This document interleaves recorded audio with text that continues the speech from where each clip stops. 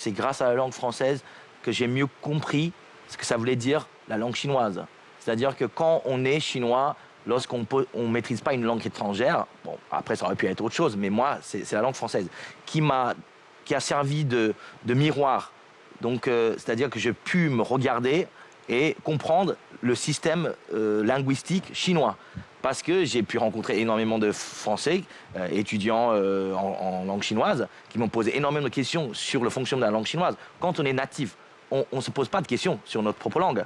Et c'est grâce à ces regards, des interrogations, j'ai pu comprendre ma propre langue. Donc ça, c'est extraordinaire. Et en plus, vous posez beaucoup de questions alors plus sur la langue française dans votre spectacle. Alors, on va vous laisser rejoindre votre petit espace de scène, hein, puisque Lisson a accepté, pour la piste francophone sur TV5 Monde, de nous jouer un petit bout de son spectacle qui va donner en France à partir du mois d'octobre. Hein, je crois que c'est à partir du 10 octobre à Brest et jusqu'au 19 octobre. Et il sera à Paris le 18, donc il ne faut pas rater les dates. Vous êtes prêt ou pas, Lisson? Je suis prêt. Alors, on va écouter Lisson donc, pour son seul en scène, Chronique d'un débridé. Alors vous, les Français, vous avez bien des expressions imagées, les métaphores, les comparaisons. Tiens, heureux comme un poisson dans l'eau. Enfin, moi, je comprends pas celle-là. Hein. Je n'ai jamais vu de poisson avec un air content. Con comme un balai, admettons. Mais qui a inventé une expression pareille? Con comme un balai.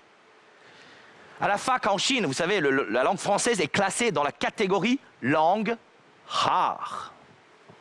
Ah, moi, je pense que c'est une façon polie pour dire que votre langue est complètement pétée.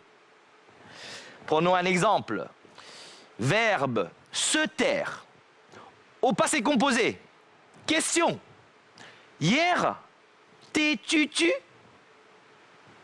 T'es-tu-tu? Bah, langue très très rare, hein? Et je pense que vous êtes sûrement la seule langue au monde où avoir du cul est une chance. Alors que l'avoir dans le cul pose problème. Sauf dans le cas où il est bordé de nouilles. Et puis, il y a aussi vos ambiguïtés. Un garçon facile, c'est qu'il est sympa, mais une fille est facile. Un homme, il peut être bon grâce à sa générosité ou chaud pour montrer sa motivation. Mais une fille est bonne et chaude. L'inégalité homme-femme en France, elle commence dans les dictionnaires. C'est très très bien les expressions françaises qui sont parfois un petit peu étranges, mais on a, j'ose le dire, un peu de cul de vous avoir sur ce plateau aujourd'hui pour la piste francophone.